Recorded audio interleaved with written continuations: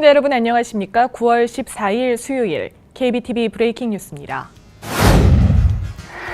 한인 후보가 출마해 뜨거운 관심을 모았던 뉴욕주 상원 예비선거의 결과가 나왔습니다. 제16선거구 민주당 예비선거 결과 토비엔 스타비스키 의원이 총 5,192표로 당선됐습니다. 한인 후보였던 정승진 예비후보는 총 3,816표로 전체 득표수 42.4%를 차지해 아쉬운 고배를 마셨습니다. 이는 지난 2014년 이후 또 한 번의 패배여서 더 아쉬움을 더했습니다. 스타비스키 의원은 어제 투표 이후 가진 파티에서 승리를 자축하며 이번 승리는 유권자들이 인권과 권리를 중요하게 생각한다는 증거라며 지금보다도 더 지역 주민의 인권을 위해 일하겠다고 말했습니다. 한편 이날 많은 한인들이 투표에 참여했지만 선거구를 잘못 알고 투표소에 찾아갔다가 그냥 발기를 돌린 사람도 상당했던 것으로 알려져 선거관리위원회가 선거 안내 통지를 제대로 하지 못했다는 지적도 나오고 있습니다. 오늘 아침 뉴욕과 뉴저지 출근길, 평소보다 더 심한 정체의 당혹감을 느끼셨을 것 같은데요. 오늘 오전 크로스 브롱스 익스프레스웨이 동행선에서 발생한 두 건의 교통사고로 뉴욕시로 향하는 조지 워싱턴 브리지에 2시간여의 교통 지연이 발생했습니다. 이로 인해 아침 출근 시간 뉴저지에서 뉴욕으로 향하는 조지 워싱턴 브리지 어퍼 레벨은 2시간여, 로어 레벨은 약 90분간의 지연이 이뤄져 시민들이 불만을 토로했습니다. 이날 크로스 브롱스 익스프레스웨이에서 발생한 추돌 사고로 인한 지연 때문에 링컨 터널과 홀랜드 터널 동행선 등 다른 곳에서도 최소 30분 이상의 지연이 발생했습니다. 브롱스에서는 오늘 새벽 1시 칼을 들고 있는 남자를 경찰이 총으로 쏘는 일이 발생했습니다. 경찰에 따르면 칼을 들고 있던 남자는 듀이 애비뉴에서 달아나 2명의 경찰이 그를 쫓았고 건물 7층에서 그를 잡았을 때 이 사람이 들고 있던 칼로 위협을 하고 자해를 하는 등의 이상 증세를 보였습니다. 이에 경찰 중 한 명이 용의자의 오른쪽 허벅지를 총으로 쐈으나 이 남자는 총을 맞은 뒤에도 계속해서 칼을 들고 있었던 것으로 전해졌습니다. 사건 담당자인 니쿠넨 경관은 경찰들에게 전기 충격기 등이 있었냐는 질문에 가지고는 있었지만 용의자가 칼을 경찰 쪽으로 들고 있어 사용이 불가능했다고 답했습니다.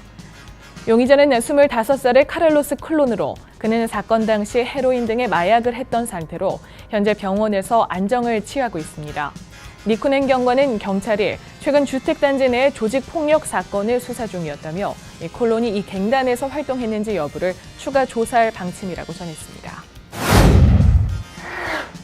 롱아일랜드의 브렌트우드에서는 어젯밤 9시경 한 여자가 죽은 채로 발견됐습니다. 아직 피해자의 신원이나 용의자, 사건의 실마리는 찾지 못한 상황입니다. 이 사건은 현재 서포 카운티에서 조사 중입니다. 브루클린에서 45세 여성이 목에 창상을 입은 채 발견되는 끔찍한 일이 있었습니다. 뉴욕시경에 따르면 이 여성은 오늘 자정쯤 신고를 받고 출동한 경찰에 의해 발견됐으며 발견 당시 죽은 채로 차 안의 운전석에 누워 있었습니다. 이 여성은 발견 당시 목을 비롯해 온몸에 칼을 찔린 흔적이 있었던 것으로 알려졌습니다. 당시 이 여성은 남편과 함께 있었으며 남편은 경찰이 발견한 당시 왼쪽 손에 찢어진 상처가 있었다고 경찰은 말했습니다. 경찰은 현재 이 남편과 운전한 사람, 또 신고한 사람 등에 대해 조사를 벌이고 있습니다.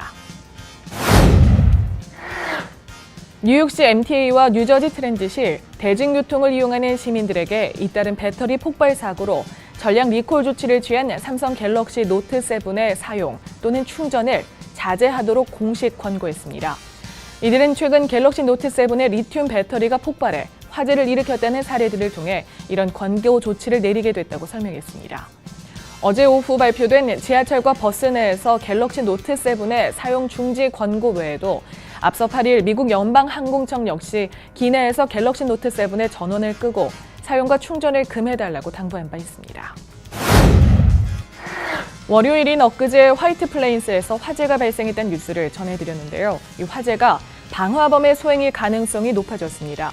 소방당국은 이 화이트 플레인스 화재가 발생하기 전주인 지난주 맞은편 다른 집에서도 이와 비슷한 화재가 발생했다며 다만 이번 화재와 피해 규모가 다를 뿐이라고 전했습니다.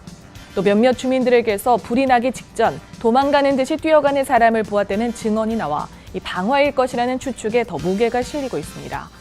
다만 화이트 플레인스 경찰과 소방당국은 이런 상황이 우연의 일치일 수도 있다며 정확한 증거를 찾기 위해 적극적으로 수사에 나서겠다고 밝혔습니다. 철도 건널목 안전에 연방 정부가 나섰습니다. 뉴욕의 선거구를 둔 연방 상원 척 슈머 의원과 커스틴 질리블랜드 의원은 어제 연방교통부가 LIRR과 메트로노스 철도 안전 간접 자본 시설 확충에 510만여 달러를 지원할 계획이라고 밝혔습니다. 이 두 의원에 의하면 이 중 134만 7,500달러는 신호등을 설치하는 데 사용됩니다. 이 신호등은 메트로노스 할렘과 포트 저비스 운행 노선 중 고속도로 선상에 있는 7개의 철도 건널목에 설치될 전망입니다. 191만 달러는 감시 카메라를 설치하는 데 투입되는데 이는 43개 LIRR과 메트로노스 철도 건널목의 안전장치 마련을 위한 교통 흐름을 분석하는 데 목적이 있습니다. 또 나머지 190만 달러는 낡은 철도를 교체하고 곳곳에 설치된 표지판 등을 업데이트하는 데 사용됩니다. 철도 안전 향상을 위한 비영리기관인 오퍼레이션 라이프세이버에 따르면 지난해 미 전역에서 2,059건의 도로 위 철도 건널목 사고가 발생했고 이로 인해 244명이 숨지고 967명이 부상당했습니다. 뉴저지주 테너플라이 고등학생들이 학교를 늦게 등교할 수도 있을 것 같습니다. 테너플라이 교육위원회는 오는 27일 회의에서 고교 수업 시작 시간을 현재 오전 7시 55분에서 최대 오전 8시 30분으로 늦추는 안건에 대해 공청회를 열 계획입니다. 위원회는 공청회가 진행된 뒤 오는 10월 18일 회의에서 해당 안건을 표결에 붙여 최종 시행 여부를 가린다는 계획입니다. 만일 이 수업 시간 변경안이 통과되면 내년부터 적용됩니다. 해당 안건에 따르면 월요일에서 목요일은 현재보다 15분 늦은 8시 10분에 수업을 시작하고 금요일은 8시 30분에 시작합니다. 다만 수업 시간을 현재 시행하고 있는 44분에서 58분으로 늘리고 하루 수업 횟수는 현재 9회보다 줄어들게 됩니다.